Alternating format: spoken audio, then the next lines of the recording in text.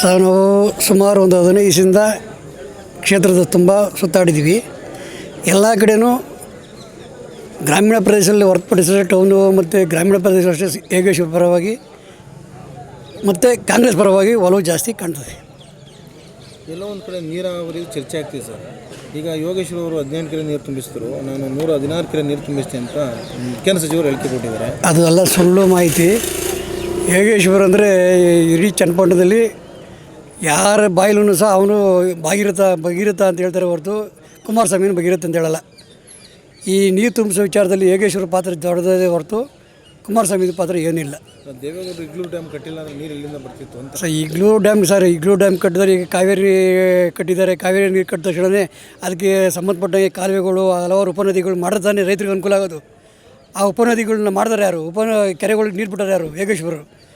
ದೊಡ್ಡದಾಗಿ ಈಗ ಡ್ಯಾಮ್ ಕಟ್ಟಿದ್ದು ಬೇಜಾರು ಜನ ಕಟ್ಟಿದ್ದಾರೆ, ಅವರೊಬ್ಬರೇ ಅಲ್ಲ.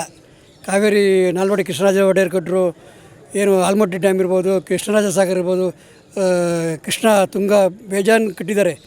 ಅದಕ್ಕೆ ಕಟ್ಟಿದ ತಕ್ಷಣ ಅದರಿಂದ ನೀರು ರೈತರಿಗೆ ಸರಬರಾಜು ಆಗಲ್ಲ. ಅದು ತಕ್ಕನಾಗೆ ಕೆರೆಗಳಿಗೆ ಕಾಲುವೆಗಳನ್ನ ನಾಲೆಗಳನ್ನು ನಿರ್ಮಾಣ ಮಾಡಿ ಅದಕ್ಕೆ ರೈತರಿಗೂ ಅನುಕೂಲ ಮಾಡಿಕೊಡ್ತಾರೆ. ಅದೊಂದು ಮೇಜರ್ ಇಶ್ಯೂ. ಅದನ್ನು ಮಾಡಿರೋದು ಯೋಗೇಶ್ವರ ಅವರು. ಇವತ್ತು ದೇವೇಗೌಡರು ಇಳಿ ವಯಸ್ಸಿನಲ್ಲಿ ಬಂದು ಪ್ರಚಾರ ಮಾಡ್ತಾರೆ, ಅದರಿಂದ ಕಾಂಗ್ರೆಸ್ ಪಕ್ಷ ಸರ್ ಅದು ಏನೂ ಆಗಲ್ಲ ಸರ್. ಇವತ್ತು ಯಾಕಂದರೆ ಸರ್ಕಾರ ಇದೆ, ಸರ್ಕಾರದಿಂದ ಇನ್ನೂ 3 ವರ್ಷ ಸರ್ಕಾರ ಇದೆ. ಮಾನ್ಯ ಡಿ ಕೆ ಶಿವಕುಮಾರ್ ಈ ಜಿಲ್ಲೆಯಿಂದ ಆಯ್ಕೆಯಾಗಿದ್ದಾರೆ. ಅವರು ಸಹ ಮುಂದಿನ ದಿನಗಳಲ್ಲಿ ಮುಖ್ಯಮಂತ್ರಿ ಆಗೋವಂಥ ಯೋಗ ಇದೆ. ಅದರಿಂದ ಜನಗಳು ಯಾರೇ ಬಂದರೂ, ದೇವೇಗೌಡರು ಬಂದರೂ, ಕುಮಾರಸ್ವಾಮಿ ಬಂದರೂ ಈ ಜಿಲ್ಲೆಯಿಂದ ಮುಖ್ಯಮಂತ್ರಿ ಆಗಲಿ ಅಂತ ಹೇಳಿ ಇಡೀ ಒಕ್ಕಲಿಗರ ಸಮುದಾಯ ಡಿ ಕೆ ಶಿವಕುಮಾರ್ ಪರವಾಗಿ ಈ ಜಿಲ್ಲೆಯಲ್ಲಿ ಇದೆ. ಸರ್ ಹನುಮಂತರಾಜು ಈ ಕ್ಷೇತ್ರಕ್ಕೆ ಜನಗಳು ಸಹ ವಿಶ್ವಾಸ ಪಡ್ತಾರೆ. ಯೋಗೇಶ್ವರ ಗೆದಿಲಿ, 3 ವರ್ಷ ಸರ್ಕಾರ ಇರ್ತದೆ, ಕೆಲಸಗಳಾಗ್ತವೆ ಅನ್ನೋದು ಬಯಸ್ತಾರೆ ಸರ್. ಸರ್ ಇವರು ಸೋತಿದ್ದಾರೆ, ಅವರು ಸೋತಿದ್ದಾರೆ. ಇವರು ಸ್ಥಳೀಕರು, ಅವರು ಹೊರಗಿನವರು. ಎಲ್ಲಿ ಸೋತಿರ್ತಾರೆ ಅಲ್ಲೇ ಗೆಲುವನ್ನು ಕಂಡುಹಿಡಿಬೇಕು.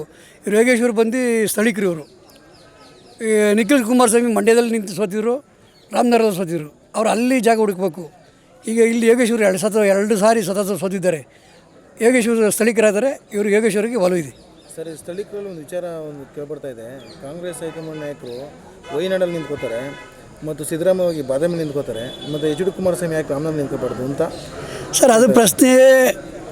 ಅದು ಎಲ್ಲರ ಟೈಮಲ್ಲಿ ಎಲೆಕ್ಷನ್ ಚುನಾವಣೆ ಟೈಮಲ್ಲಿ ಎಲ್ಲರೂ ಹೇಳ್ತಾರೆ. MP ಚುನಾವಣೆ ನಿಂತ್ಕೊಳ್ಳೋದೇ ಬೇರೆ. ಅದು ಸೆಂಟ್ರಲಲ್ಲಿ ದೊಡ್ಡ ಮಟ್ಟದಲ್ಲಿ ಇರ್ತದೆ, ಇಡೀ ದೇಶಕ್ಕೆ ಸಂಬಂಧಪಟ್ಟಿರ್ತದೆ. ಇದು ರಾಜ್ಯ ಸಂಬಂಧಪಟ್ಟಂಗೆ ಸ್ಥಳೀಯರನ್ನ ಜಾಸ್ತಿ ಜನ ಲೈಕ್ ಮಾಡ್ತಾರೆ.